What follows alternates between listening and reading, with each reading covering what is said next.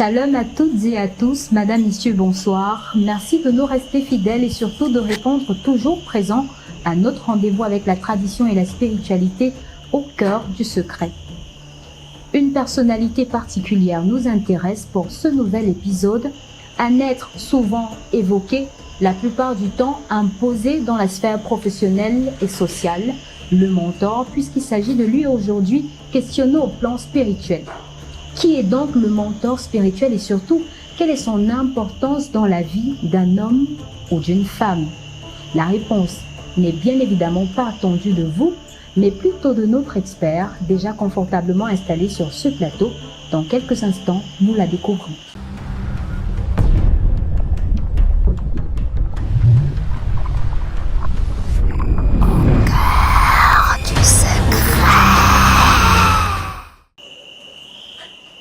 De retour sur ce plateau, Madame, Messieurs, allons donc découvrir celui-là qui est installé dans le fauteuil de l'expert et qui porte la casquette de notre mentor, de mon mentor sur ce plateau, le Mbambok et rabbin Uri Yehuda Wayad. Bonsoir à vous et bienvenue encore Mbambok. Bonsoir, shalom, Aminadab à tout le monde, Aminadab à nos ancêtres qui nous ont permis aujourd'hui encore une fois de plus de parler de cette belle thématique, de celle du mentor. Bénédiction à toutes les divinités, celles qui sont incarnées, bénédiction à tous ceux qui sont inspirés, sont investis également de certaines forces spirituelles mystiques. Bénédiction à ceux qui tiennent le discours exotérique, bénédiction à ceux qui ont la connaissance des méandres ésotériques et bénédiction à ceux qui maîtrisent le volet occulte. Amen, amen, nous rendons grâce, Rabbi, que nous puissions encore nous asseoir avec vous aujourd'hui pour aborder une question autant sensible quand on parle d'un être ou d'une personnalité comme celle qu'est le mentor pour un individu. Ce n'est pas facile, mais avec vous, vous allez nous permettre de plonger dans ce voyage pour découvrir cette personnalité illustre et qui opère un travail profond dans la vie de certaines personnes. Qui est donc le mentor d'Antam? En spiritualité, on parle de la question de mentor. En spiritualité, il est important d'avoir un mentor. Un mentor, que ce soit une femme ou un homme, mais quelqu'un qui est visiblement assis dans la compréhension de la chose spirituelle. D'accord. Et il est important pour nous, avant d'aller plus loin dans cette thématique, de définir et d'expliquer trois notions. Celle que j'ai abordée en entame, j'ai parlé de la question de ce qui est exotérique, ce qui est ésotérique et ce qui est occulte. Parce qu'en fait, les gens se méprennent et ne comprennent pas ces trois notions. Il est important, d'abord en tant qu'initié, de les fixer. Parce que justement, c'est à partir de là qu'on arriverait à faire la différence entre un mentor et un enseignant. D'accord. Parce que les gens ne comprennent pas et il est important pour ceux qui sont abonnés à notre page de pouvoir leur expliquer d'une façon très très simple et très profonde ce que c'est qu'un mentor. Alors vous devez savoir que il y a ce qu'on appelle le mot exotérique. Généralement, les gens le confondent avec le mot ésotérique. C'est deux choses. Exotérique, c'est le discours spirituel externe donné à un public. C'est-à-dire, c'est lorsqu'on tient un discours spirituel, mais à un grand public. C'est-à-dire, on parle aux gens extérieurs. Déjà, le mot extérieur en araméen, c'est dit bar, B-A-R, c'est là que vient le mot bar. Les bars que vous entendez, en fait, le mot bar signifie extérieur. C'est-à-dire que quand tu es dans un bar, tu es à l'extérieur, mais de quelque chose. Alors, vous devez comprendre que c'est le discours extérieur. C'est la présentation à un public large de ce que c'est que le discours spirituel. C'est-à-dire qu'on va présenter justement à une personne lambda, à des profanes, on va leur parler de la spiritualité. Alors, on parle de ce qu'on appelle exotérique. Vous comprenez? Extérieur. OK.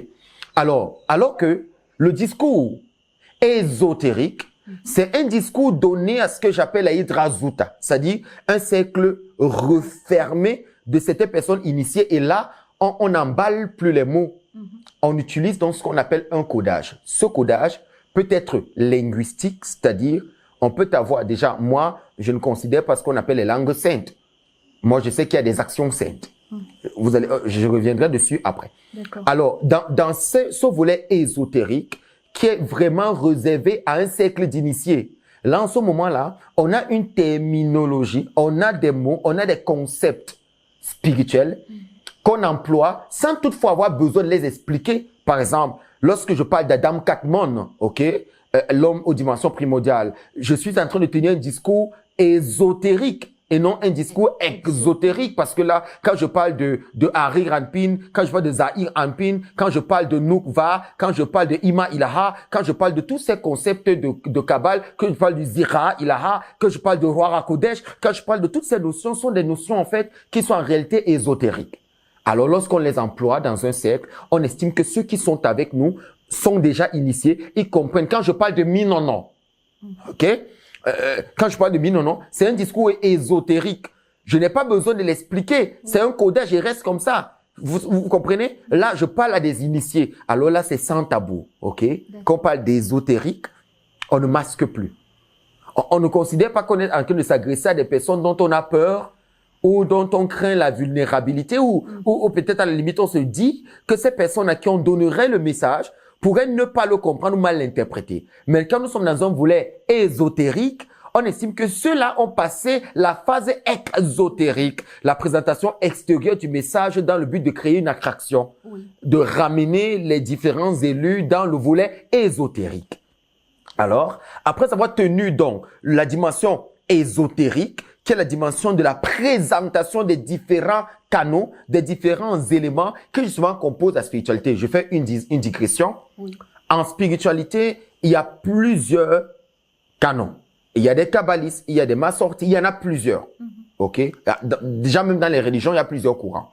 Alors, chaque maître, en réalité, a sa vision de la vie, a sa vision de la spiritualité. On appelle ça la Massora. Il a une tradition à transmettre. Comme moi, j'ai une tradition à transmettre. Cette tradition à transmettre là est différente donc de la tradition des autres parce qu'elle obéit à ce qu'on appelle des canons. Alors, il faut connaître les canons. C'est ces canons qui te permettront de recevoir la tradition que je te donne. Parce que je te l'enseigne selon une transmission de 7000 ans. Alors, pour que je t'enseigne le volet dont je mentionne qu'on appelle la transmission des canons, l'identification des canons, connaître par exemple que on ne peut pas parler de Abba et Ima. On doit considérer que Abba et Ima se trouvent au niveau de Hari Ranpin. Lorsqu'on parle de recette Gevroit Tifren, ça, Odysson, Malroute, ce que j'appelle les Midot, ou ce que j'appelle, on peut encore l'appeler Za ou Zahir Ranpin, ou les séphirotes inférieures engendrées par les séphirotes mères, qu'on appelle, que vous comprenez très bien, c'est que ce soit le système Rabat, ou que je parle de la question du Keter Orma Bina.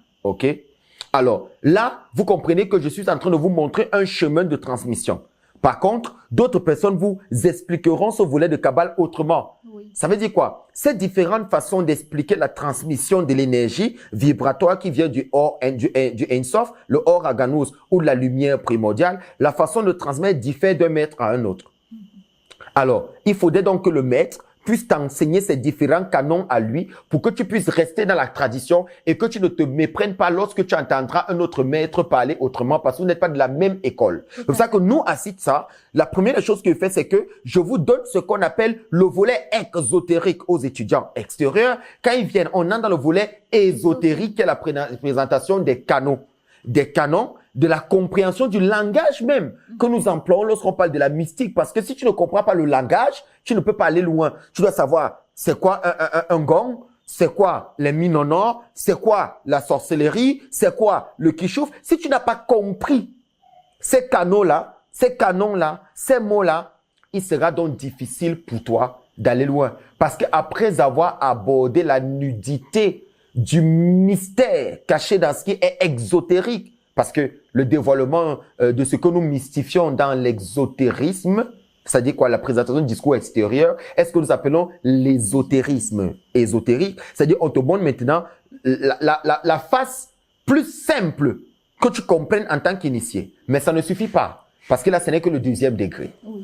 Alors, le maître se choisira donc des disciples qu'il va récupérer dans le volet exotérique pour les amener dans la dimension ésotérique.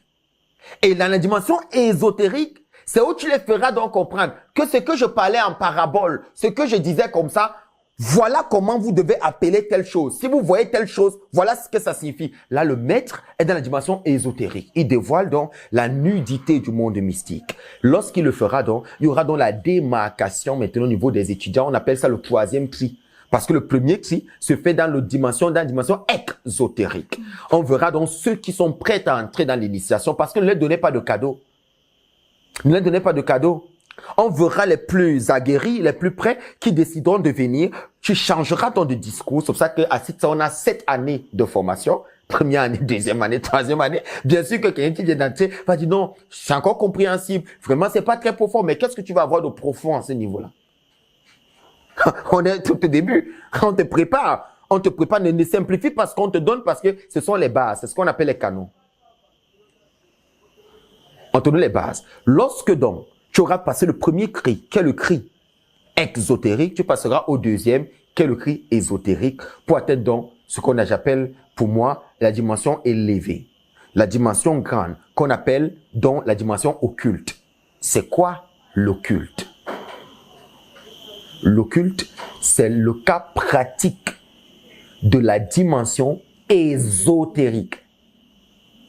Ça veut dire, quand on parle déjà d'un mystique, ou de quelqu'un qui parle de façon pratique de la dimension spirituelle, cette dimension-là, lorsqu'on arrive à la dimension occulte, ça veut dire qu'on est suffisamment sûr que l'apprenant qu'on a formé a dépassé la dimension ésotérique, qui est la compréhension en image ou par allusion de ce qu'il sera présenté dans l'initiation. Parce que le volet initiatique et l'initié commence après la compréhension de ce qui est ésotérique. Est-ce que vous voyez le chemin? Oui. Un maître donc ne doit pas former quelqu'un directement dans l'occulte sans qu'il ne maîtrise d'abord ce qui est ésotérique. S'il n'a pas encore compris les différentes choses, c'est-à-dire les différentes règles, on n'entre pas dans une salle de consultation comme ça. On ne couche pas avec une femme, on vient faire une consultation. Par exemple, s'il n'a pas compris les explications ésotériques, ne l'amène pas dans l'occulte. C'est pour ça donc que, aujourd'hui, malheureusement, on a des personnes qui se prévalent être des mentors, alors qu'ils ne le sont pas.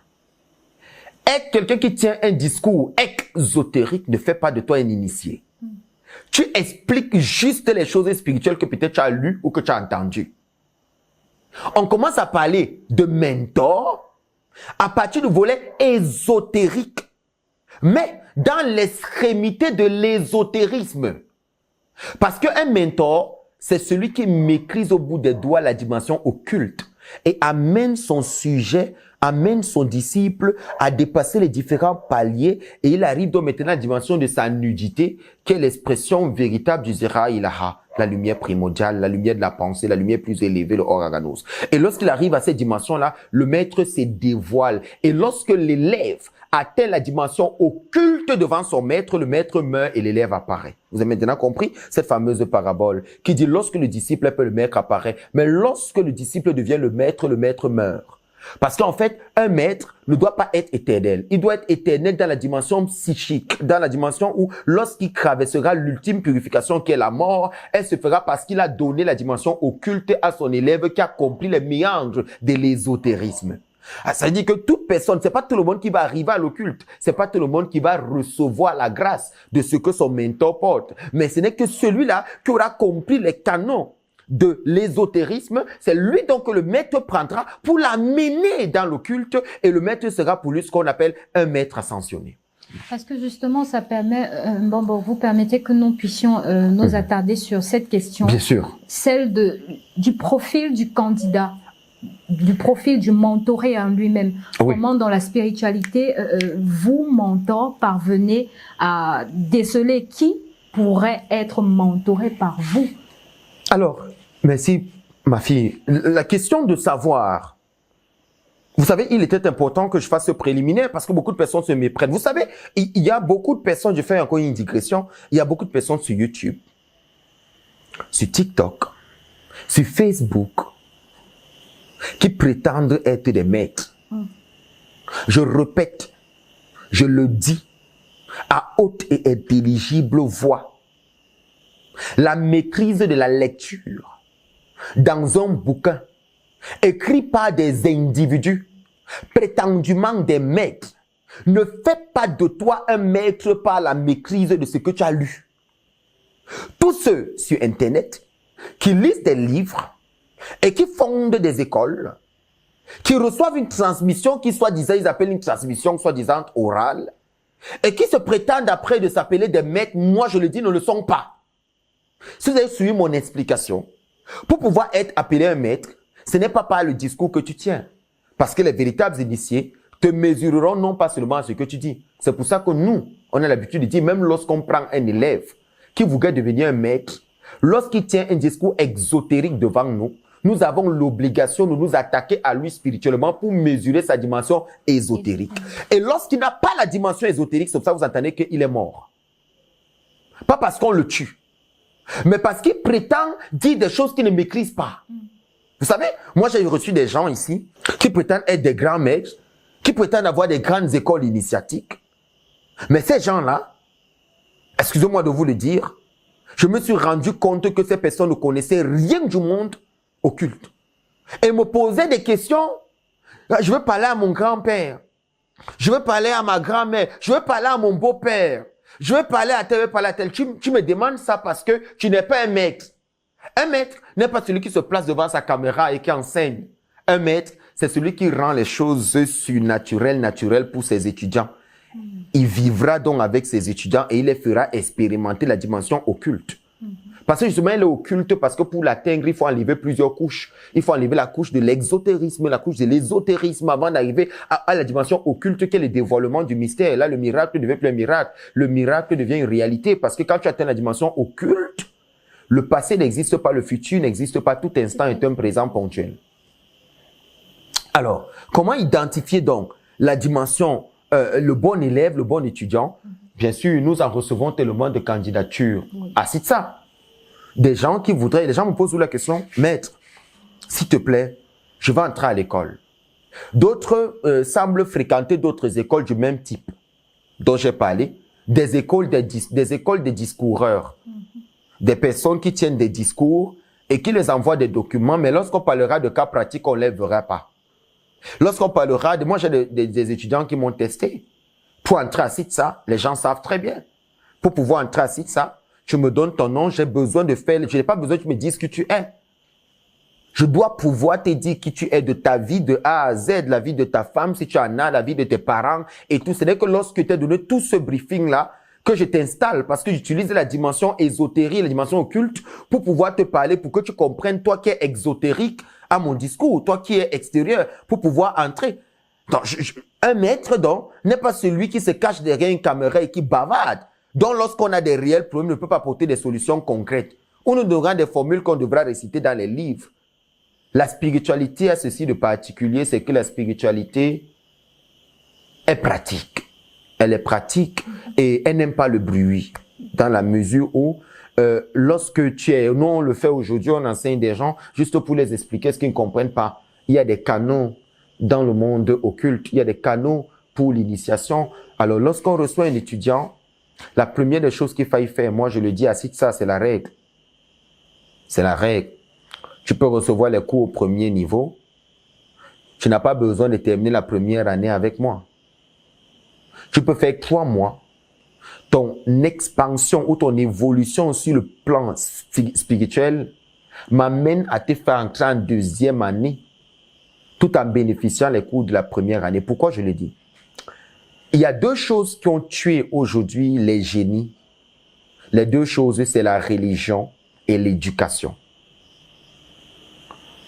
L'éducation que j'appelle l'instruction.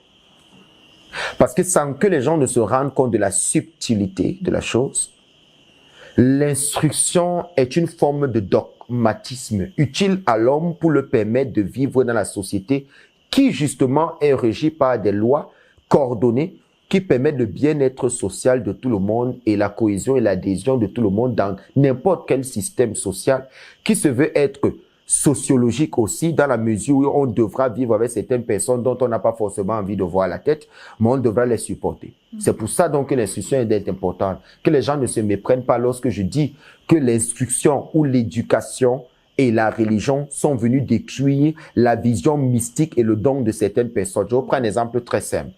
Est-ce que vous savez que il y a des pays dans lesquels rien que, c'est très subtil ce que je vais dire, mais pas les enseignements que vous recevez, pas les enseignements que vous recevez à l'école, d'une façon très subtile dans certains textes, on t'amène à oublier ta tradition et d'où tu sors. Oh oui. Et on te vend une autre tradition qui est attachée à Christophe Colomb qui a découvert l'Amérique. Et là, tu vas étudier ces textes toute ta vie et ça sera dans ta tête, mais jamais tu ne pourras en réalité parler de toi-même parce que tu ne te connais pas. D'où le fait que, en tant que mentor, je sais que l'éducation contribue à 30% à détruire la vision spirituelle ou le sens inné des dons de certains enfants qui sont venus d'ailleurs pour venir accomplir une mission et leur mission, elle est oubliée pendant leur chemin et ils oublient carrément qui ils sont. Et ils sont détruits.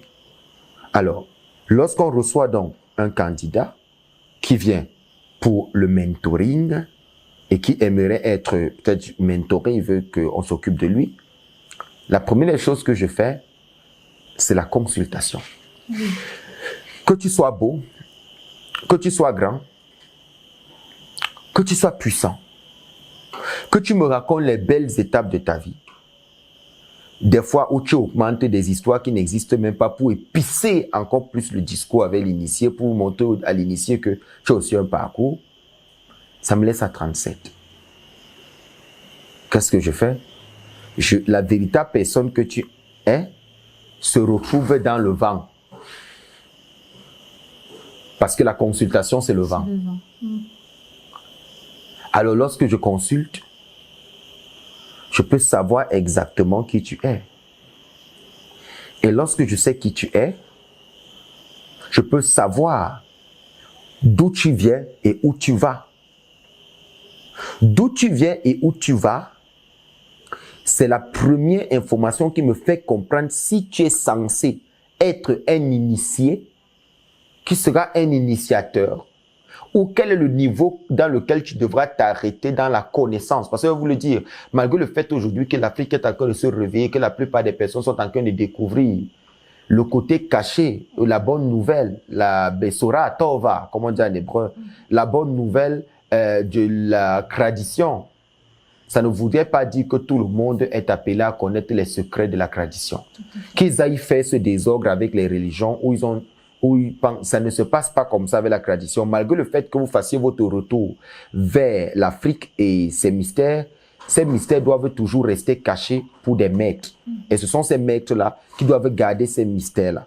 Et ils ne sont pas obligés donc de les donner parce qu'on les donnera seulement à celui qui atteindra la dimension occulte, qui comprendra c'est quoi le volet ésotérique des choses. Alors, une fois qu'on a vu son passé, son futur et que je sais que celui qui est face à moi est venu de tel côté. Parce que le premier signe, c'est la famille dans laquelle tu es né. Si tout va bien dans ta famille, moi, je ne te prends pas dans mon école.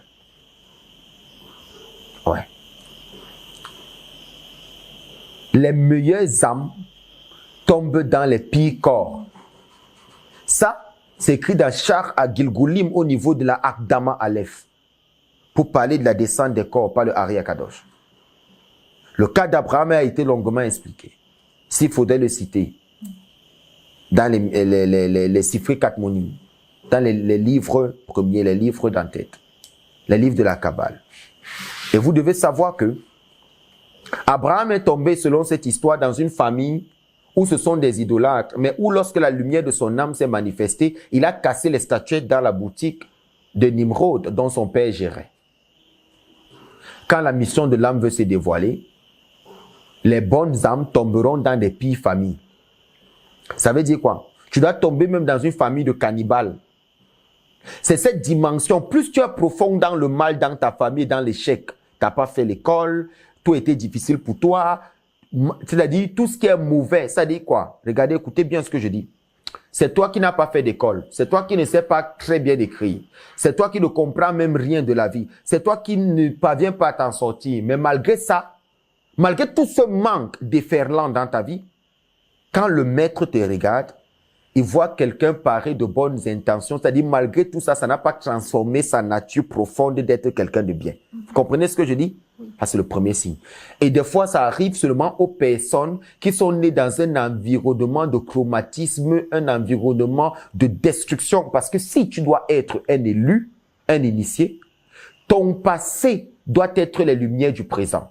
Ça veut dire quoi? C'est pas ton histoire qu'on sait où tu vas. Tu n'as pas d'histoire, on n'a pas besoin de toi.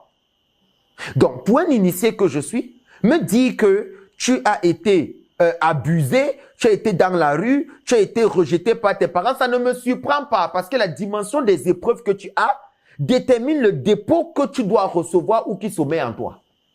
Je répète ce que je dis. La dimension des épreuves que tu as détermine où tu vas. C'est pour ça que même parmi mes étudiants, même parmi mes disciples, le moins occulté, le moins combattu dans sa famille est celui à qui j'accorde le moins d'intérêt.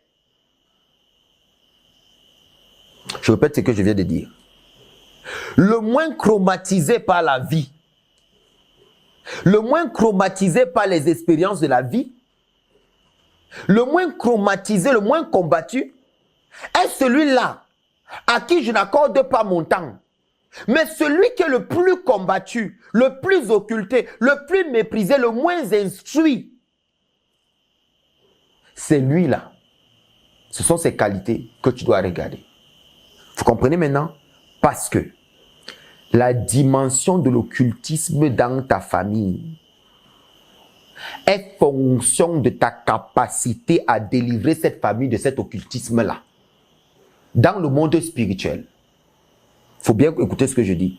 Si un arbre est planté dans un sol et que vous voyez que cet arbre est grand et que cet arbre peut peser plus de 15 tonnes, comprenez que le sol où l'arbre est planté n'est pas accidenté. J'ai dit quoi?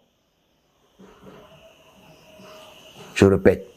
Si un arbre pèse 25 tonnes, comprenez que le sol où cet arbre est planté est un sol qui n'est pas endommagé. Il n'y aura pas d'éboulement. Il n'y aura, parce que aussi haut et aussi lourd est l'arbre, aussi profond ses racines dans le sol.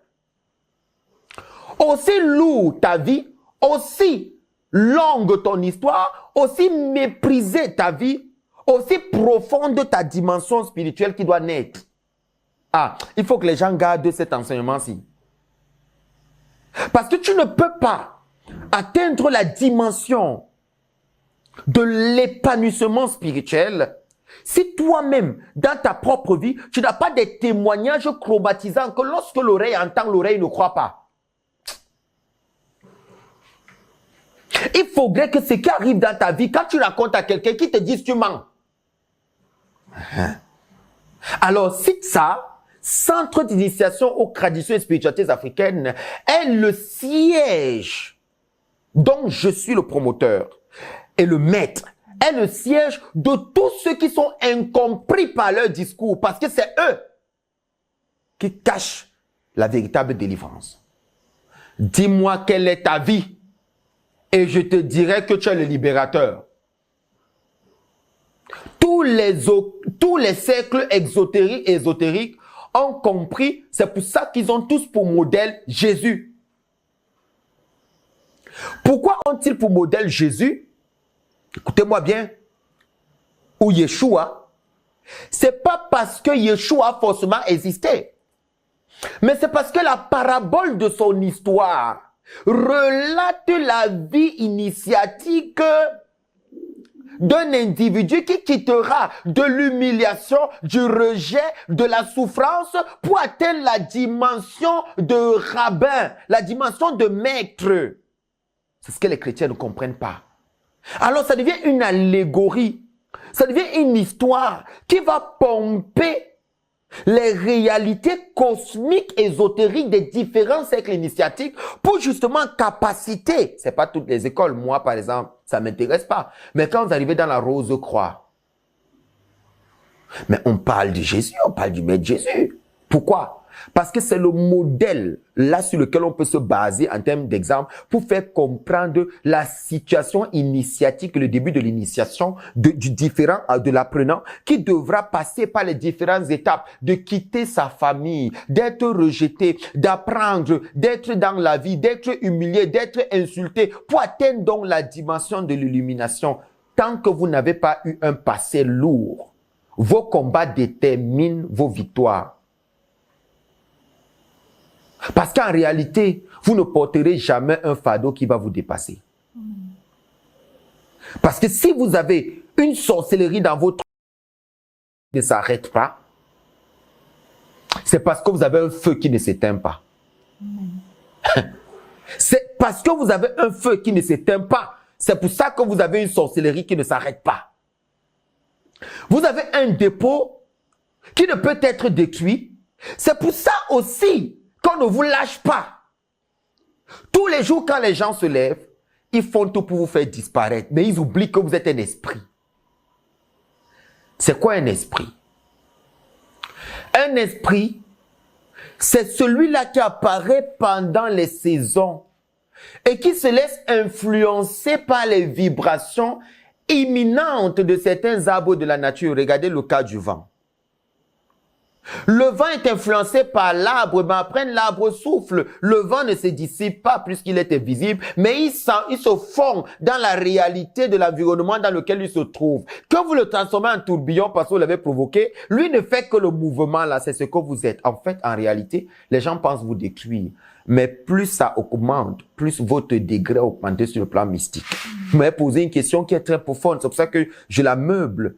Vous ne devez donc pas avoir honte de vous rendre compte que même votre propre mère se lèvera contre vous, votre propre père se lèvera contre vous, ou vos propres sœurs, vos propres frères, parce que plus est proche l'incompris dans votre vie, plus moi, en tant qu'initié, je sais où vous partez. En fait, si c'est l'ennemi qui te fait du mal dehors, ça veut dire que tu ne dois pas aller loin. Parce qu'il faudrait des choses incomprises dans ta vie pour qu'on comprenne où tu pars. C'est quoi une chose incomprise? Une maman qui maudit son enfant. Une maman qui maudit son enfant. C'est quoi les choses incomprises? Un papa qui maudit son fils. Est-ce que c'est normal? Non. Alors, il faut des choses incomprises dans ta vie pour témoigner de là où tu vas. Vous comprenez ce que je dis? S'il n'y a pas l'incompréhension dans ta vie, tu ne vas nulle part. Une vie mystique, pour être élu, pour être initié, et aller loin dans la vie initiatique, il faudrait que ton passé témoigne de la précipitation pour laquelle on doit vite initier. En fait, certaines personnes, on les a initiées parce que la dimension des attaques dans leur vie imposait qu'on les amène à une dimension d'initiation afin qu'ils puissent parer eux-mêmes aux différentes difficultés de la vie. Le maître qui m'a formé, qui est l'un de mes principaux maîtres, qui est mon père, dont je vais taire le nom. Le jour où il est choisi, quand son père décède, il est d'Afrique de l'Ouest, pour avoir la place dans le royaume et sur la chaise, on est entré avec lui à l'initiation. Pendant les quelques semaines de l'initiation, les quelques jours, je dirais, 7 de ses fils sont morts. Quand il sort de l'initiation, on ne lui dit pas que ses fils sont morts. On l'initie jusqu'à ça finit. C'est là qu'il se rend compte que sur 8 fils, un seul est resté, Ahmed. Et que tous les autres sont morts. Et sa femme a dit, je ne peux pas rester avec toi. Ils sont morts à moins de l'espace de 3 jours. Les 7 sont morts en 3 jours. Sa femme est partie depuis ce jour. Il était traumatisé. Mais vu le poste qu'il devait occuper, il a dit, moi je cache ma vie, je ne vais pas dire aux gens qui il est. Il a dit, actuellement je vous parle, il a plus de 90 ans. Mais, il a dit que c'était le prix à payer. Vous parlez de la vie d'initiation, la vie de maître. il y a des choses que quand ça se passe dans ta vie, ça témoigne du pouvoir que tu vas recevoir. Il y a des choses qui arrivent dans ta vie qui saccagent tout autour de toi.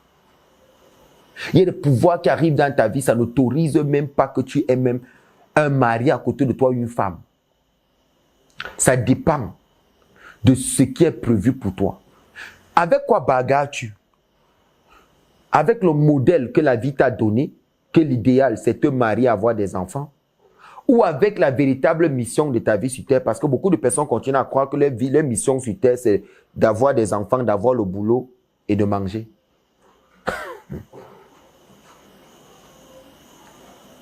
C'est pas ça. Quand vous arrivez dans un appartement, un immeuble, quand vous louez un appartement, le but c'est d'habiter dans l'appartement. Mais l'appartement n'est pas la raison pour laquelle je suis dans la ville. J'habite l'appartement. C'est des choses qui meublent ma vie, mais ce n'est pas mon objectif. Je ne suis pas venu sur cette terre pour habiter un appartement. Je ne suis pas venu sur cette terre pour acheter une voiture. Je ne suis pas venu sur cette terre pour acheter un ballon. Je ne suis pas venu sur cette terre. Ce n'est pas ça ma vie. J'occupe mon temps. Mais ce n'est pas ça ma mission. Que ma mission s'accomplisse dans mes choix. Parce que les choix, ce n'est pas la mission. Les choix, ce sont les appuis pour asseoir ma mission. Quand j'ai des enfants, est-ce que mes enfants vont me permettre d'accomplir ma mission? S'ils font partie de ma mission, alors je ferai des enfants pour que ma mission se dévoile. Tout c'est juste de l'intelligence. Je ne fais pas les choses juste pour les faire. Je fais des choses parce que je comprends la profondeur de ces choses et je sais jusqu'à quel niveau je dois aller. Être combattu, ce n'est rien de nouveau pour un initié. Être insulté, qu'on fasse des réunions sur toi, dans des groupes, dans des ceci, mais attends. Pose-toi la question. Pourquoi pour tel, on ne fait jamais? David s'est posé la question. Pourquoi le méchant prospère? Pourquoi? Le méchant, lui, le volé ne meurt pas. On ne parle jamais de tel, c'est seulement tel qu'est le nom sucré dans la bouche des gens. Parce que tu vas loin. Alors, pour quelqu'un qui devra donc être un initié, les ancêtres ne devront pas lui rendre la vie facile. Parce qu'il faudrait qu'il comprenne qui il est d'abord. Et tu ne peux pas comprendre qui tu es. Je vous ai dit quelque chose une fois. Quand on a beaucoup d'argent, on ne peut pas savoir si on est gentil. Parce que quand on a beaucoup d'argent, on donne. Mais on doit voir ton vrai caractère lorsque tu n'as pas. Comment est-ce que tu gères le temps de manque? C'est là. Parce que celui qui a beaucoup d'argent, on a l'impression qu'il partage. Oh, le monsieur l'a donné. Attendez, quelqu'un a 7 milliards. Il donne 5 000 à son vigile le matin. Il lui dit, donne à ta femme qu'elle prépare. Il le fait chaque mois. En plus de son salaire, il lui ajoute 5 000. Le vigile touche 50 000 francs. Il sort et il est au quartier. Il dit, mon patron là, il n'est pas mauvais. Wallahi billahi. Il n'est pas mauvais. Mon patron là, il me donne souvent 5 000. Il m'a donné 5 000 autres que donner à ma femme. En bon, mais est-ce que vous ne comprenez pas quoi? Vous pensez que la spiritualité est bête? Tu as 5 milliards. Tu donnes 5 000 francs à quelqu'un. Qu'est-ce que tu as donné? Attends le moment où tu n'auras pas, que tu n'auras que 10 000, si tu pourras donner toujours les mêmes 5 000 à ce vigile. C'est là qu'on saura si tu partages. Quand on a trop de joie dans le cœur, on dit n'importe quoi. Mais c'est lorsqu'on n'a pas, qu'on voit si on peut prendre rien que ce qu'on a pour faire plaisir à l'autre. Ce n'est pas parce qu'on a beaucoup. C'est parce qu'on estime que son bonheur dépend du bonheur de l'autre. Alors le maître va donc vérifier tout ça dans la vie. C'est votre question que je réponds. Oui. Dans la vie de son étudiant, il va causer avec lui. Il va vérifier. Il va voir le degré de sa souffrance. Et la première des choses qu'il devra faire, c'est de résoudre ses problèmes mystiques. Alors le mentor devra aller combattre pour arracher l'enfant entre les mains de la sorcellerie d'abord. C'est ce qu'il fera d'abord. Parce que si tu es le mentor, tu ne dois pas seulement voir les choses avec tes deux yeux.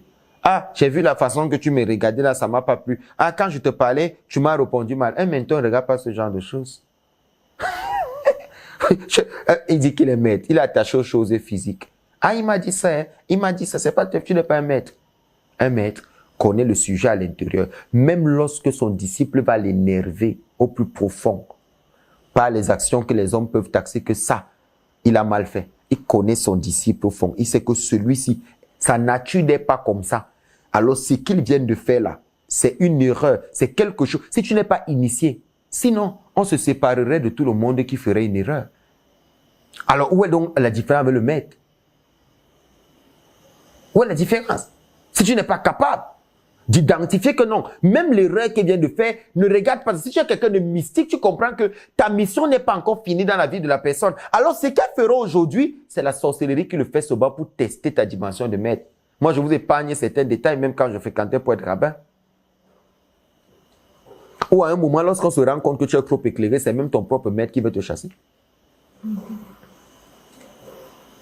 On cherche les failles pour t'accuser de quelque chose parce qu'ils ne sont pas des initiés.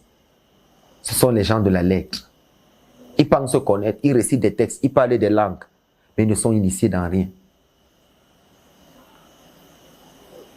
Cette vidéo, elle va rester dans les réseaux. Amen. Parce que les gens doivent comprendre. Et les gens doivent arrêter de se donner aux gens de la lettre et penser qu'ils sont en train de se donner à des véritables mentors. Le mentor peut être un homme, le mentor peut être une femme. Ne me donne pas seulement des conseils. Parce que des fois, dans le monde spirituel, on n'entend pas le langage de la bouche. On a besoin des fois que quelqu'un aille aussi dans le monde obscur pendant qu'on ne voit pas. Récupérer ce qui est pour nous et nous donner pendant que nous, on n'a pas encore la capacité de voir. C'est là la dimension du mentor. Le mentor n'est pas celui qui a beaucoup de connaissances dans la tête, qui a beaucoup lu des livres qu'on appelle érudit. C'est quoi l'érudition? Ah, c'est un érudit, il connaît. De quoi vous parlez? Vous parlez même de quoi? Nous sommes dans un monde où, lorsque quelqu'un a lu un livre d'anthropologie, il devient anthropologue. Écoutez bien, nous sommes dans un monde où, lorsque quelqu'un a lu un livre d'anthropologie, le monsieur devient anthropologue. Comment?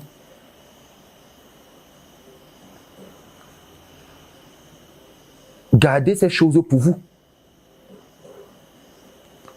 Ne nous apportez pas ça dans la vie mystique. Dans la vie mystique, on transmet de la bouche à l'oreille. Je dis de la bouche à l'oreille. Quand le temps des initiations arrive, le sujet devra se déplacer et venir pour pouvoir recevoir. Le premier volet, c'est donc de regarder la souffrance de sa vie. Je vais vous dire quelque chose. Le plus vous souffrez, le plus vous êtes maître sur le plan mystique, mais vous l'ignorez encore parce que vous n'avez pas encore trouvé le mentor qui vous amène à devenir maître. Je dis femme comme homme. Vous avez un don et ce don doit vous mettre dans une situation où vous devez vivre une vie qui n'est pas la vôtre. Parce qu'en fait, ce n'est pas quelqu'un qui doit te dire ce que tu as. Tu dois le découvrir toi-même et changer ton environnement pour être quelqu'un de meilleur. Mes parents étaient catholiques à 100%. C'était le chapelet tous les jours. Quand tu arrives chez nous, c'est le chapelet. Mais d'où est-ce que moi je sors avec ma part? Il n'y a jamais eu de juif s'il faut parler dans ce sens dans ma famille. Le genre de spiritualité que je fais, il n'y en a jamais eu chez nous en réalité. Mais d'où ça vient que tu as toute cette connaissance? C'est pas moi. Il y a des prédispositions. Et j'ai décidé d'affronter. Même, il y avait des fois, je marche avec mes cheveux là, mes péotes là. Les gens, ils rient. Les gens disent, mais il est déjà fou.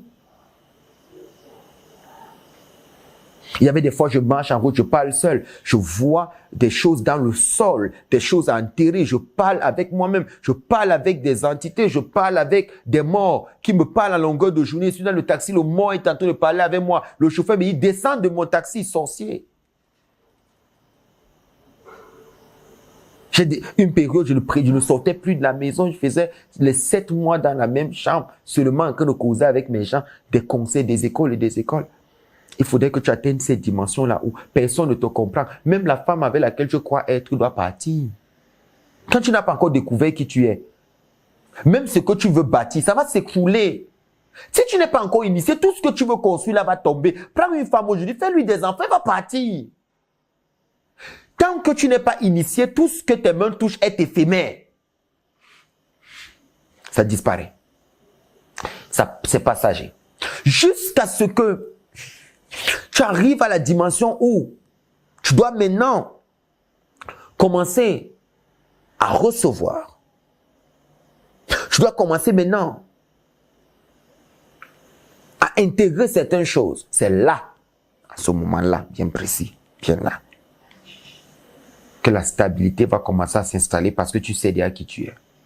Tout ce que tu as donc part, tu es incompris dans tes relations, tu es incompris dans tout ce que tu fais, tu es incompris dans ta famille, personne ne te comprend. Tu as un manque considérable d'argent, mais attends, c'est pas pour ça que tu es venu. Depuis, je travaille sous un autre égrégore.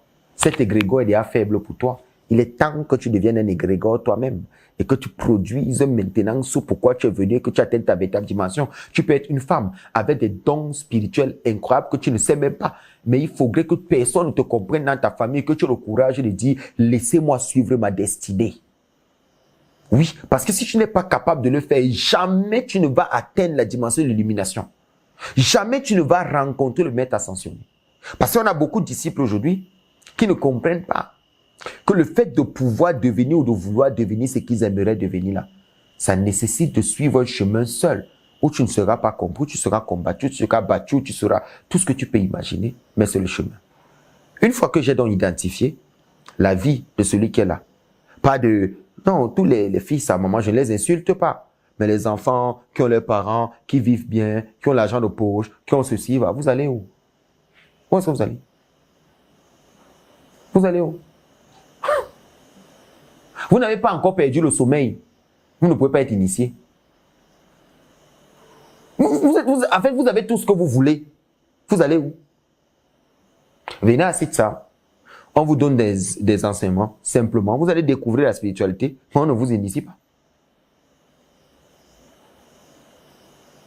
On n'initie pas des gens qui ont 3 plats de nourriture par jour, qui sont bien, maman, bisous, respectez vos parents, c'est normal.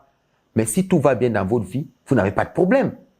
Moi, je parle de ceux dont les familles sont en train de se détruire, ceux dont la spiritualité est profonde, ceux dont ils ont énormément... Je parle des gens qui sont de notre monde parce que il y a ces 4 types de personnes sur cette terre. Il y a des hommes qui viennent du feu, il y a des hommes qui viennent de l'eau, il y a des hommes qui viennent de l'air et il y a des hommes qui viennent de la terre.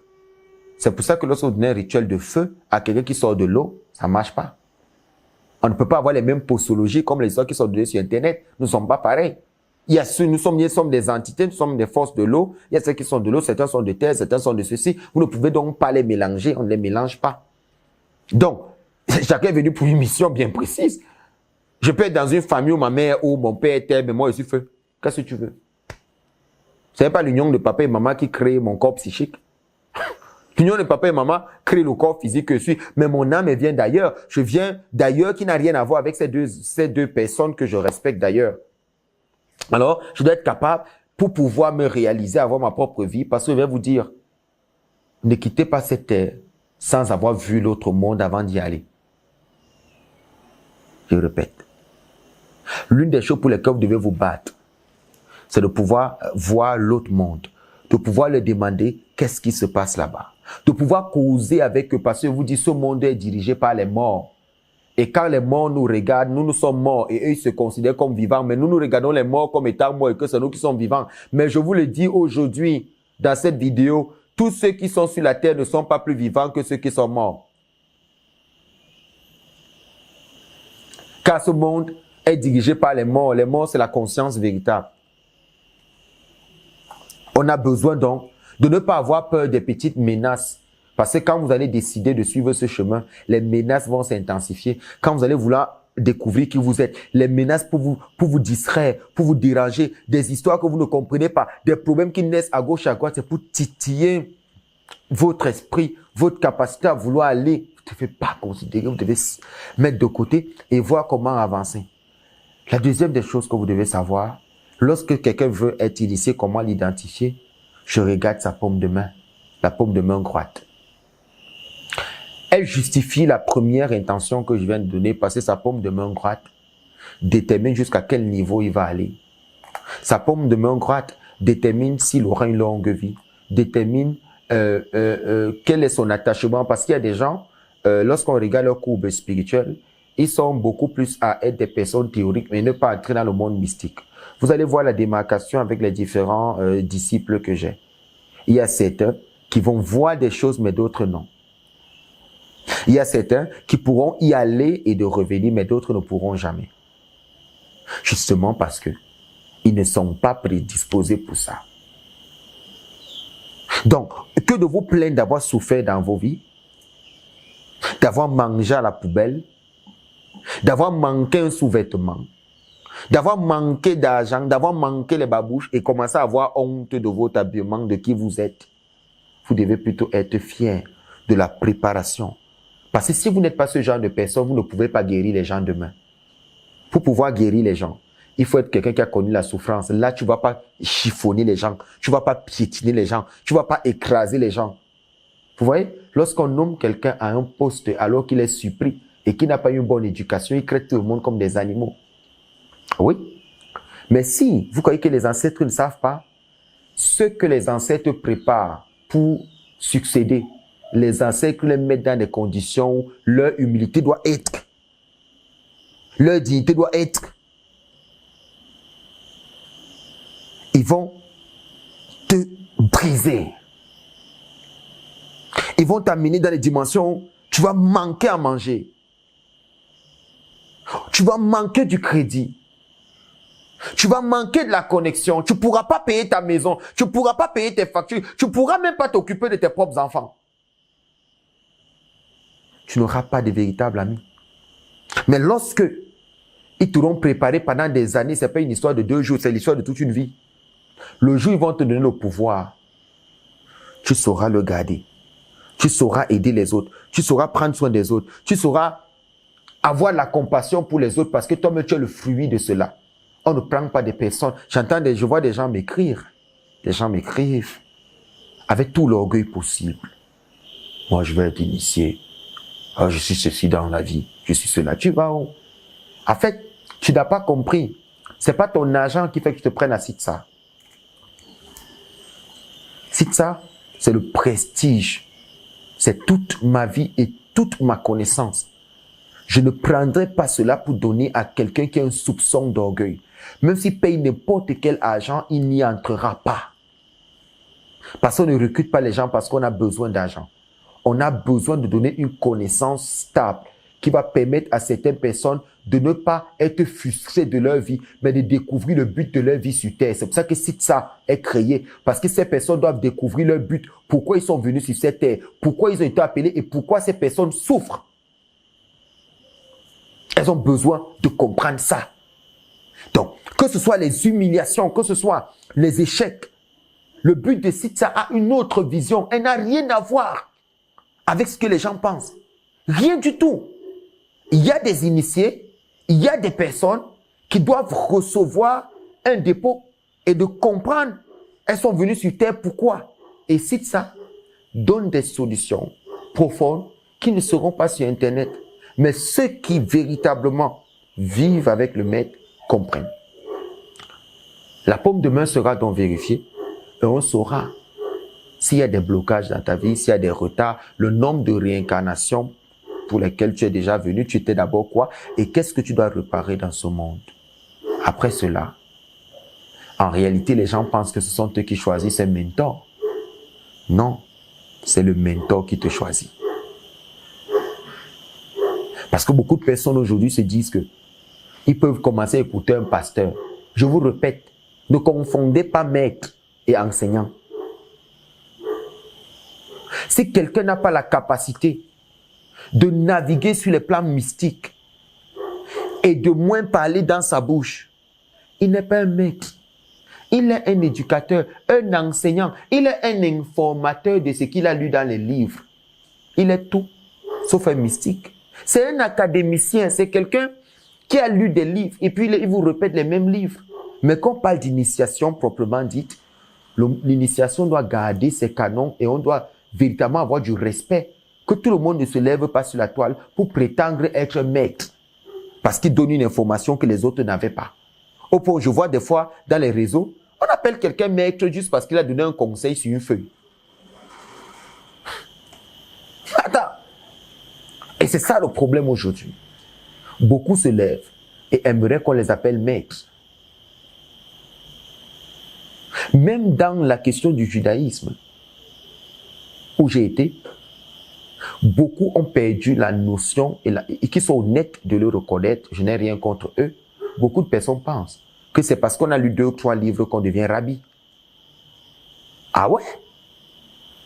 Une fois, je l'ai dit à un moment, je lui ai dit que, en fait, s'il faudrait transmettre juste oralement, c'est-à-dire ce qu'on lit dans les livres, ça ne fait pas de toi un rabbin. Ça n'a jamais été ça avant. Ça n'a jamais été que tu vas dans une école, tu lis des livres. C'était pas ça.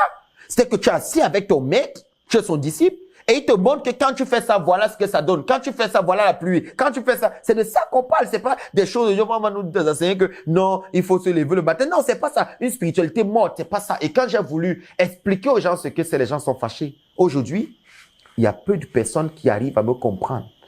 Mais ils se rendent tous compte que les problèmes de leur vie vont toujours les rattraper. Qu'ils prennent n'importe quel titre qu'ils veulent. Ils ne sont pas importants aux yeux des ancêtres juste à ce qu'ils soient capables de me dire que j'ai rencontré tel ancêtre, j'ai fait telle voie, j'ai vu. C'est ça que je veux entendre. Je veux des personnes conscientes qui sont capables d'aller et de me résoudre des problèmes. Lorsque je reste comme ça, je te dis non, voilà telle chose qui m'a manqué, tel plan. Il faut que tu ailles me la chercher pendant que tu es là et que ça apparaisse sans que tu aimes. Tu me dis, mais voilà, ça c'est là que je suis. Je suis pas dans des histoires où il faut commencer à faire des théories à 2 balles. On a besoin de personnes qui peuvent comprendre la vision mystique et savoir où on va. Alors, le disciple comprend, ce n'est pas pour faire des cacahuètes avec lui.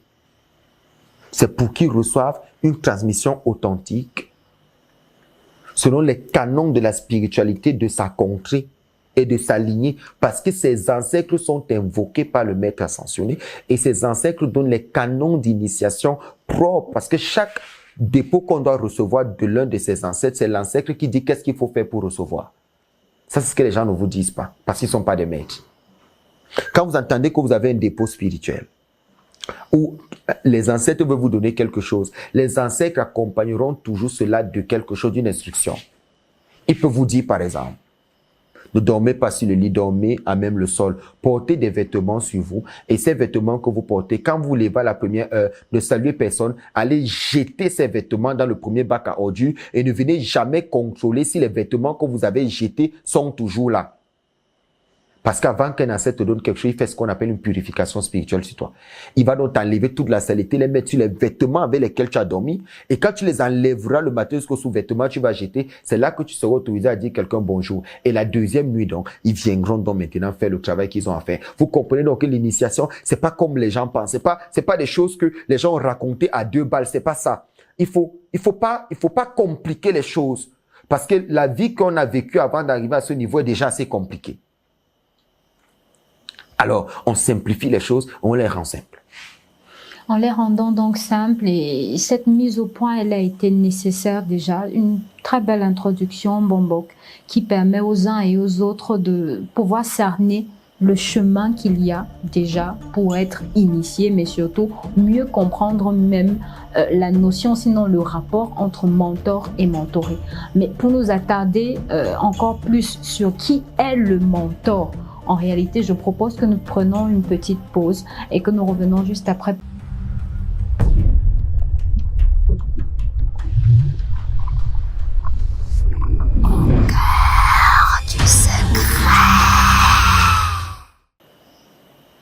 De retour sur ce plateau, mesdames, messieurs, une émission assez profonde.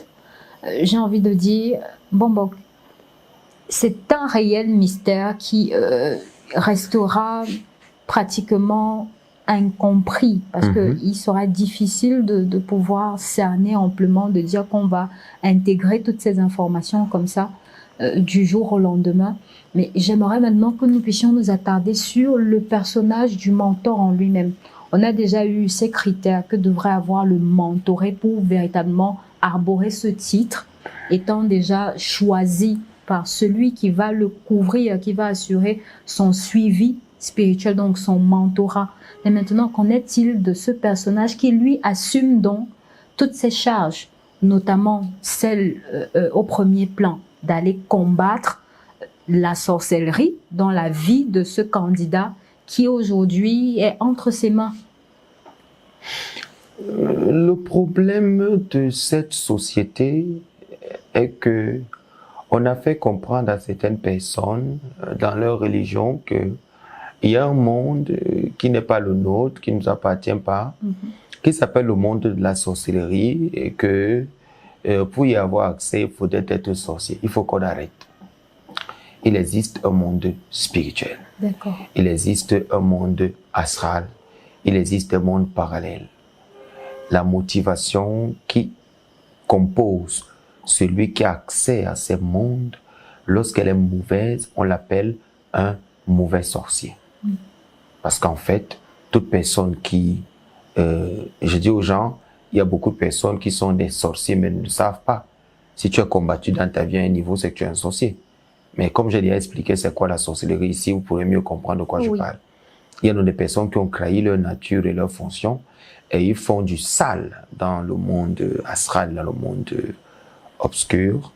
Et cela doit être combattu par des êtres de lumière, c'est-à-dire nous qui nous battons pour la lumière. Lorsqu'on rencontre ce genre d'individus sur le plan mystique, qui est là pour bloquer les vies des autres, nous aussi on ne fait pas de cadeaux quand tu as détaché la chèvre qui avait été attachée. Tout à fait. C'est-à-dire que lorsqu'on vient se rendre compte que tu étais attaché, et au passage, c'est une image que je donne, je te détache afin que tu sois libre.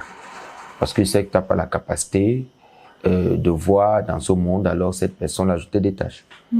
Alors aujourd'hui, comme je le disais, la difficulté, c'est qu'il y a trop de personnes qui se prévalent, tous embrouillés entre les pasteurs, entre les rabbins. C'est pas pour rien qu'on a créé le mot mentor. Parce que un pasteur n'est pas forcément un mentor. Un prêtre n'est pas forcément un mentor. Un rabbin n'est pas forcément un mentor. Ouais. Quand on parle de mentor, ça sous-entend quelqu'un qui est initié dans les arts mystiques, magico-spirituels. C'est quelqu'un qui n'est pas un être ordinaire, qui peut résoudre des problèmes que toi, tu ne peux pas. En fait, lorsqu'on rencontre un mentor, comment choisir son mentor? Il faudrait déjà qu'il soit dans les mêmes aspirations que j'ai. On ne se lève pas un matin, on est témoin de Jéhovah, on vient tomber chez le Rabbi Uri. À moins que tu aies décidé de laisser Jéhovah. Mais en réalité, on identifie son mentor lorsqu'il partage la charge énergétique que nous partageons, c'est-à-dire quoi? Il comprend nos problèmes, il nous soutient et il est là.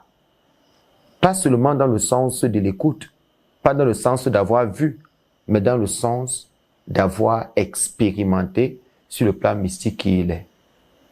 Lorsqu'on rencontre un mentor, il doit avoir la même vision que nous, ou tout au moins nous devons être dans sa vision pour comprendre la nôtre.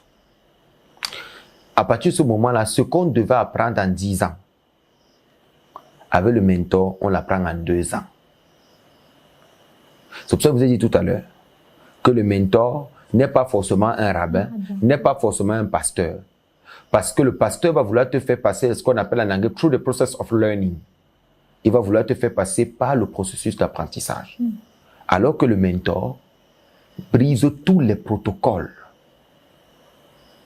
N'attendra pas en termes de durée de temps dans notre temporalité, mais estimera ta valeur spirituelle et te donnera ce que tu as besoin pour le moment là. Sans toutefois regarder que tu as fait 100 ans avec lui. Vous comprenez ce que je dis? Avec le mentor, c'est pas une affaire de temps.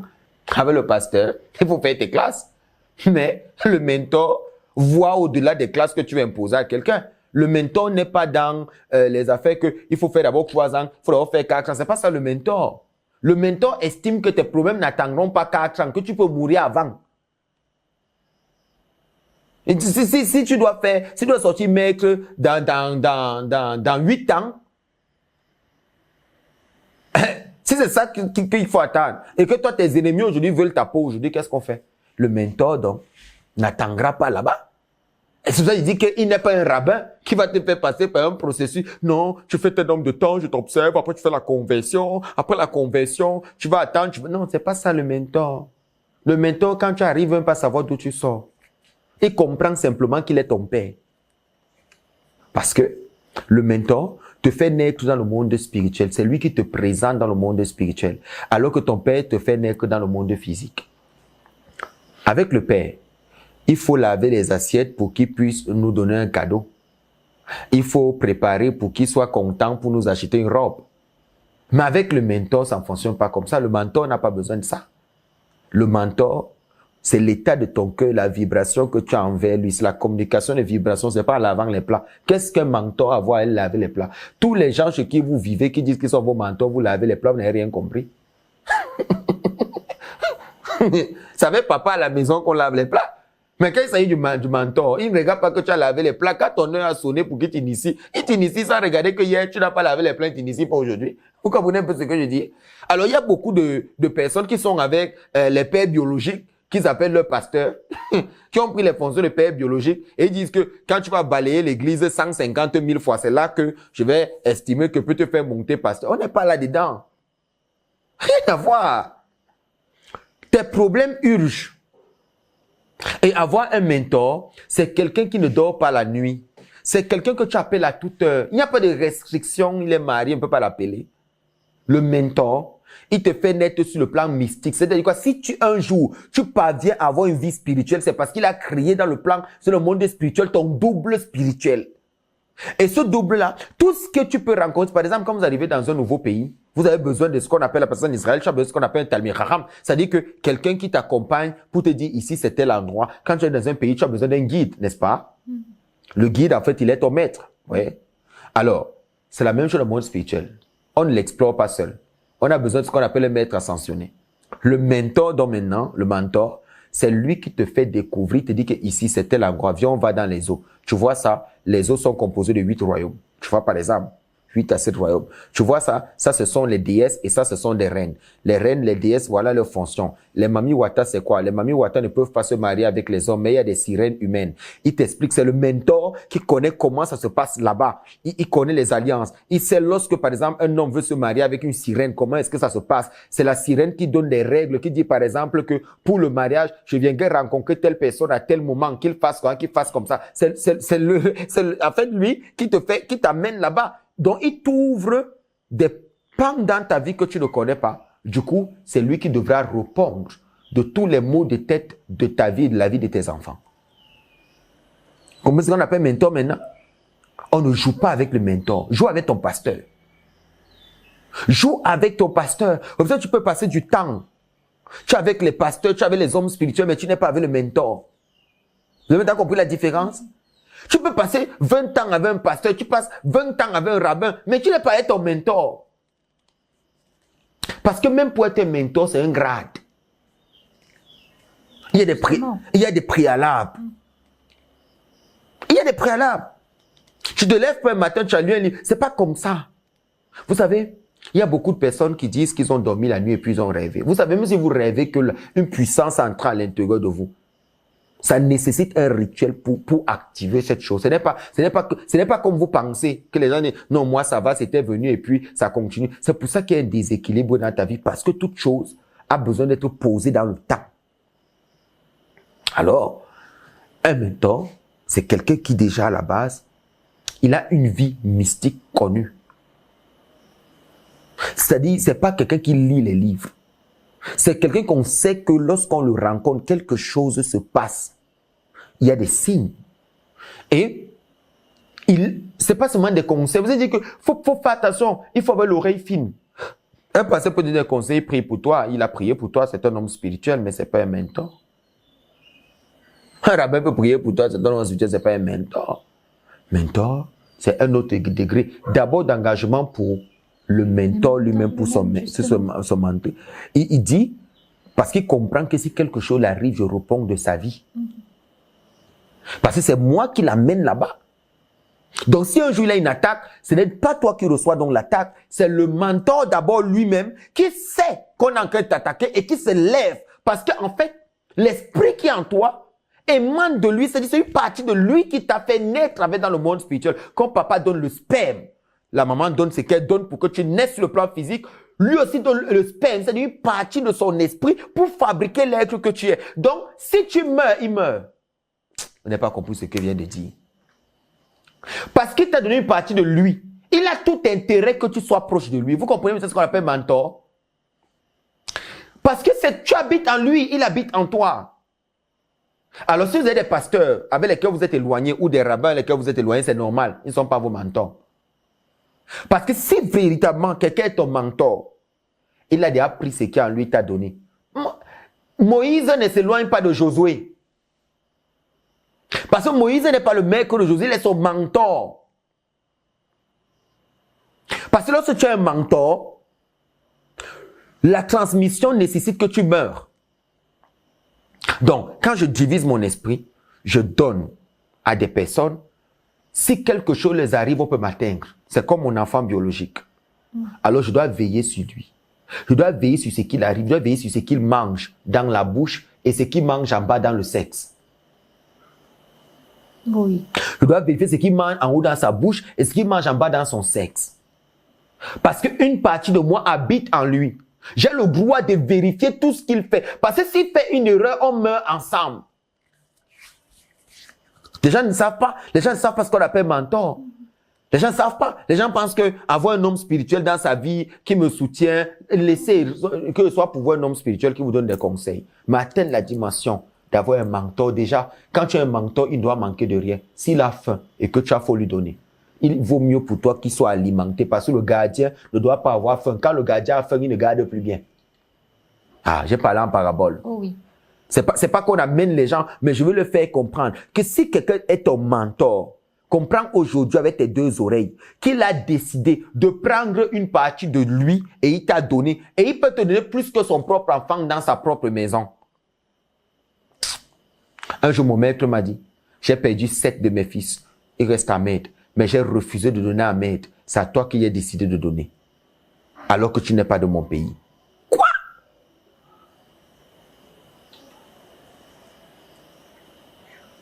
Vous savez le nombre de problèmes que j'ai été avec son fils, que j'ai eu avec son fils? Où il ne voulait pas entendre parler de moi. Dès que son papa demande que je dise, appelle donc ton fils là-bas qui vient donc t'amener à l'hôpital. Oui. Et chaque fois, quand mon maître m'appelait, il pleurait. Il me dit, je t'ai donné tout ce que j'avais. Si aujourd'hui je n'ai pas, c'est parce que je t'ai donné. Donc pense à me nourrir aussi.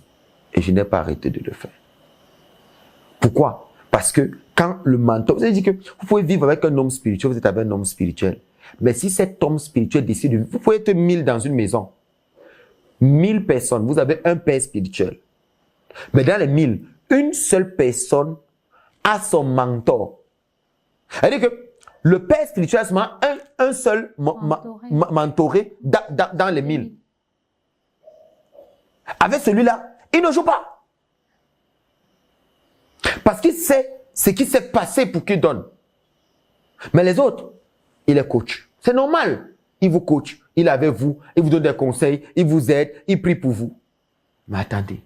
Est-ce que vous savez que pour des fois sauver un disciple, un mentoré, des fois il faudrait que le maître spirituel donne quelque chose à l'échange pour pouvoir te donner la dimension de maître. Des fois il donne ses années de vie.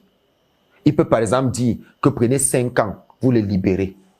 Parce qu'il sait que les 5 ans que vous prenez, lui va maximiser ici le temps qui lui reste pour transmettre son pouvoir. Parce que tant que tu n'es pas libéré de la sorcellerie là, lui peut mourir avec le secret de l'initiation qu'il a et ne pas avoir des disciples. Donc des fois, quand il voit que peut-être celui à qui il a envie de transmettre a trop de problèmes dans la sorcellerie et qu'il faut le libérer, il décide donc d'enlever en échange. Il donnera donc ses années de vie là-bas. Il va faire des rituels pour perdre des années de vie, pour pouvoir te racheter toi et te transmettre maintenant, afin qu'il sait que même s'il meurt, il a quand même payé le prix pour que toi tu restes. Il sait que d'autres personnes vivront après toi. Ça, c'est des choses qu'on ne vous dit pas. C'est pour ça que lorsque, par exemple, un mentor donne même une année de vie, pas en enseignant peut-être dans un rituel, pour sauver peut-être l'un de ses mentorés de la mort, et que le mentoré là se retourne après mince. C'est une perte, parce que ces années-là, ça ne se rattrape pas. Ça a été compté, c'est fini. Il n'y a plus rien à faire. Il y a des choses que lorsque vous faites, ça vous enlève 2 ans de vie. Beaucoup de personnes pensent que lorsque vous tuez quelqu'un, vous restez en vie. Non, si vous enlevez un, on enlève un chez vous. Vous avez bien compris? Si vous enlevez un, on enlève un chez vous. Vous enlevez 2, on enlève 2 chez vous. Vous enlevez 3, on enlève 3 chez vous. Il y a des rituels sur le plan mystique, des degrés que lorsque tu vas atteindre, fais tout ce que tu as envie de faire, tu vas seulement donner quelque chose. Exactement. La vie mystique, il faut atteindre un certain niveau pour comprendre un certain nombre de choses. Je le dis comme ça de façon triviale, parce qu'il faudrait que les gens comprennent bien que le père spirituel n'est pas forcément le mentor. Les gens vont s'énerver, mais je dis la vérité. Oui. Parce qu'un père spirituel a ses limites. Le mentor, c'est un sacrifié. C'est quelqu'un qui a dit, je me déverse. C'est quelqu'un qui a dit, après moi, c'est lui. C'est quelqu'un qui dit, après moi, c'est tel. Le père spirituel peut changer ses enfants. Dire que tel enfant a quitté mon église, il est parti. Il a quitté ma synagogue, il est parti. Ça ne te jamais dit non, vous pouvez partir, moi ça ne me dérange pas. Oui, c'est normal que ça te dérange pas. Parce que tu n'es que le père spirituel, tu n'es pas le mentor. Tu n'es que le berger. Ah. Si tu es le mentor, tu vas pas laisser cet enfant partir. Tu sauras que c'est la sorcellerie qui veut te détruire toi-même en l'enlevant. Parce qu'une partie de toi habite déjà en lui. C'est une perte. C'est pour ça que dans les écoles initiatiques, on se rassure, après le volet ésotérique, de voir qui va rester pour le volet occulte. C'est celui-là. Parce qu'il serait à peaufiner dans ses qualités. C'est à lui qu'on peut transmettre sans toutefois craindre que demain, il peut se retourner. On sait. Mais il y a des gens qu'on préfère rester des pères spirituels pour eux, mais ne pas être des mentors. C'est pour ça que vous pouvez rester avec un homme spirituel et ne pas atteindre sa dimension spirituelle parce qu'il a décidé d'être pour vous un père spirituel et non un mentor. Il va vous enseigner des choses que vous allez attendre derrière vos oreilles, mais il ne vous amènera pas forcément à vivre ce qu'il vous enseigne, dans le sens d'explorer sur le plan mystique ce qu'il vous a dit. Si vous commencez à explorer sur le plan mystique ce qu'il vous a dit, sachez qu'il vient de sacrifier quelque chose. Parce que sur le plan mystique, quand on introduit un disciple, on donne la raison pour laquelle on l'introduit, mais on paye quelque chose avant pour ceux qui vont le recevoir. Et on le présente comme notre prolongement. Ils peuvent être 100, ils peuvent être 200. On se repartit en eux, mais qu'on sache que le jour où l'un d'entre eux commence à mal agir, c'est la mort du maître. La mort d'un maître ne vient pas des attaques. La mort d'un maître vient de ses mentorés. De leur trahison.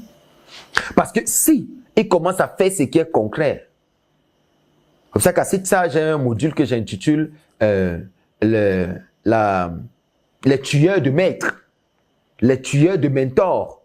J'explique des choses parce que je sais des choses que les gens ne savent pas. Mais c'est en fait ça. Il est important d'avoir un mentor. Il est aussi important d'avoir un père spirituel, mais encore plus d'avoir un mentor. Parce que lui, quand tu l'appelles papa, c'est que tu sais pourquoi tu l'appelles papa. Ce n'est pas un papa c'est un papa sur un autre plan. Que s'il se lève le matin, il dit que la pluie ne te touche pas pendant qu'il pleut, c'est ce qui se passe. Parce qu'il est plus aguerri que toi. Il est plus élevé que toi. Il peut mieux te protéger. Il suffit juste de ne pas être hypocrite avec lui. Parce que plein de personnes viennent. Ils sont des hypocrites. Ils sont non, vraiment maître. Et tout, il n'y a pas de problème. Je peux rester votre conseiller spirituel et tout. Mais être mon enfant, mon disciple, c'est un mérite très élevé. Parce que ça implique le sacrifice de ce que je suis, de ce que j'ai pour vous. Et du coup, c'est ma propre mort. Une mort bénéfique si je vois que ce que je vous ai donné, vous en faites quelque chose. Mais si ce que je donne, vous n'en faites rien, c'est un échec. C'est pour ça que beaucoup de maîtres spirituels se cachent. Beaucoup de mentors se cachent aujourd'hui. On ne sait même plus. Ils ne veulent plus transmettre. Vous comprenez maintenant? On les cherche même, les gens quittent l'Europe pour venir voir les véritables maîtres. On ne les trouve pas. Parce qu'ils ne veulent plus. Ils peuvent jouer les ignorants. Ils ne connaissent pas. Pourquoi? Parce qu'ils savent que amener quelqu'un sur ce chemin, ça suffit beaucoup. Donc, il faudrait que la plupart des personnes se trouvent vite un mentor. On cause avec le mentor tous les jours. À chaque instant. On lui pose des questions. Parce que si vraiment vous comprenez la différence aujourd'hui que vient de faire entre un homme spirituel, un homme de Torah, un homme qui parle seulement et un mentor, vous allez vous rendre compte que quand vous allez changer cette définition dans votre tête, vos rêves changeront aussi à l'instant. Vous allez commencer à vous rendre compte que vous commencez à avoir d'autres visions qui sont liées au mentoring que vous recevez du mentor. Et là, il sera plus proche. C'est pour ça que des fois, vous pourrez le voir intervenir dans vos rêves. Vous pourrez le voir, si vous faites des rêves où il est placé, il est dans vos rêves. Il vous donne quelque chose. Il vous secoue. Si vous le voyez même seulement dans vos rêves, que vous le voyez, posez-vous déjà des questions.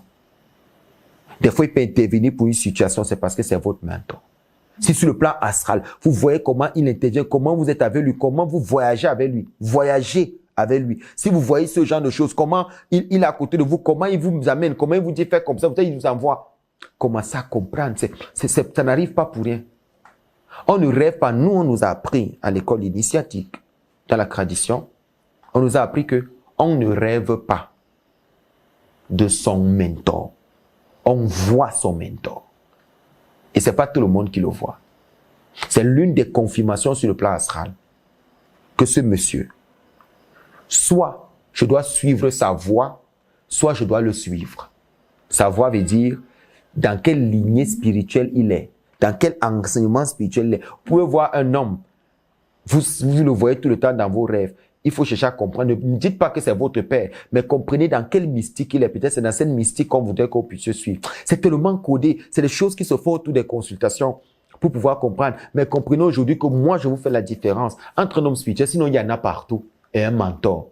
C'est pour ça que beaucoup d'enfants, beaucoup de gens se méprennent. Ils donnent leur vie à des hommes spirituels qui manipulent leur étoile, qui manipulent leur grâce. Le mentor ne prend rien en toi, le mentor prend en lui pour te donner.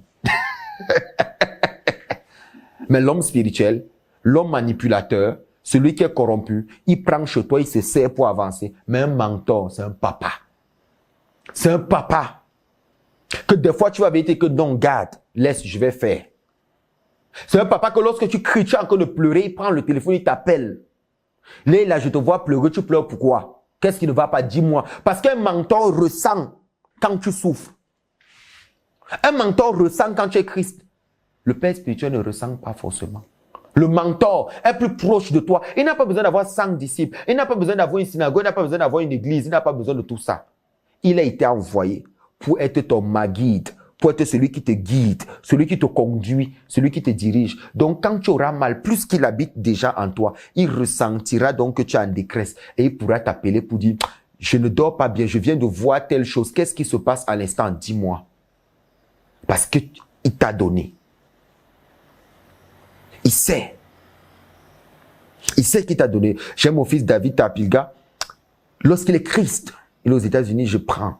J'appelle, je dis, tu es en train de penser ça. C'est en train de m'affecter ici. Qu'est-ce qui te dérange? Et puis, il commence à pleurer.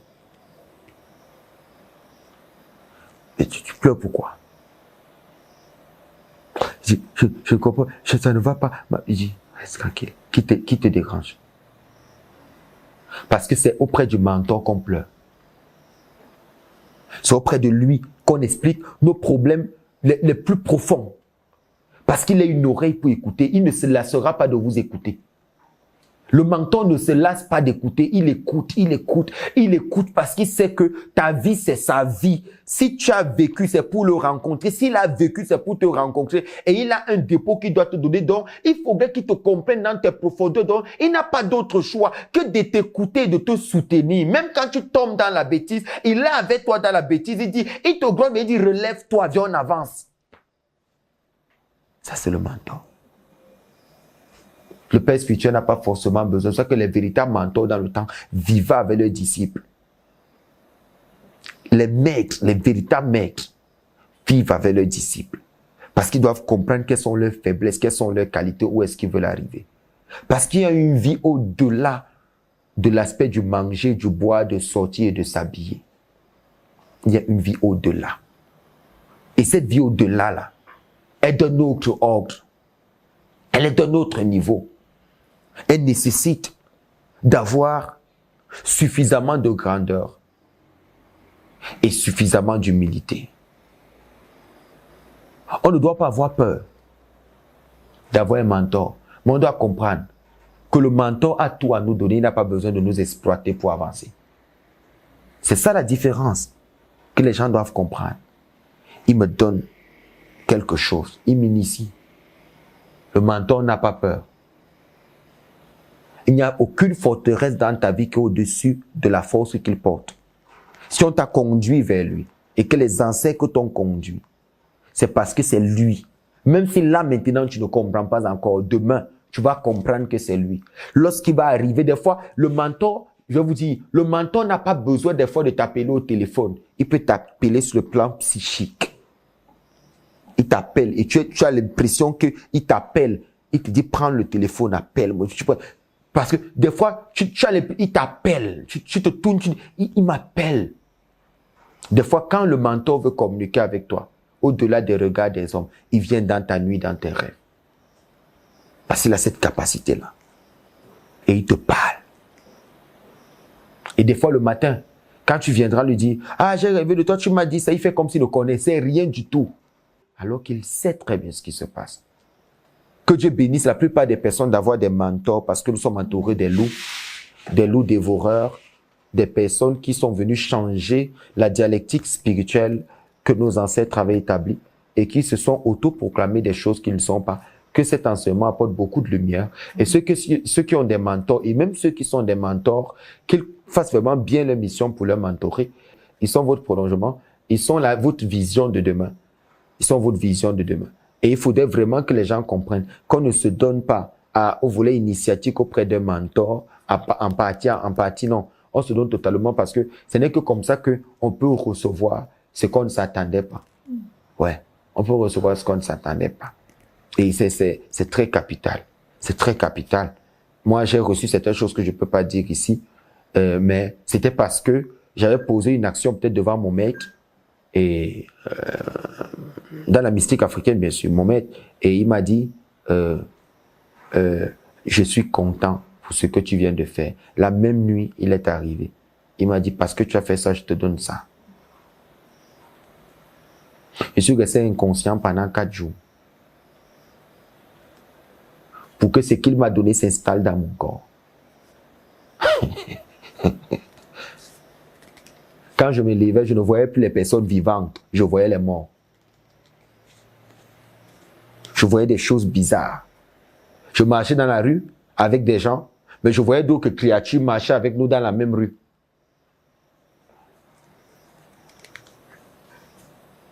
Que Dieu vous bénisse tous.